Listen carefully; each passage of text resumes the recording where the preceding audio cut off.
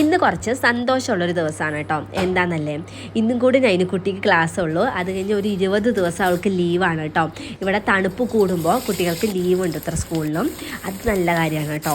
അപ്പോൾ വെക്കേഷനാണ്, അതുകൊണ്ട് കുറച്ച് സന്തോഷമൊക്കെ ഉണ്ട് കേട്ടോ. ഇന്ന് അവൾക്ക് ഉച്ച വരെ ക്ലാസ് ഉള്ളൂ, അതുകൊണ്ട് ലഞ്ച് കൊണ്ടുപോകണം കേട്ടോ. അതുകൊണ്ട് നമ്മുടെ നാട്ടിലൊക്കെ ഉച്ച വരെ ഉണ്ടെങ്കിൽ ലഞ്ചൊന്നും കൊടുത്തു വരേണ്ട ആവശ്യമില്ല, പക്ഷേ ഇവിടെ ലഞ്ച് കൊണ്ടുപോകണം. അപ്പോൾ ഇന്ന് അവൾക്ക് കൊടുത്തു വരുന്നത് നമ്മുടെ അപ്പവും മുട്ടക്കറിയാണ് കേട്ടോ.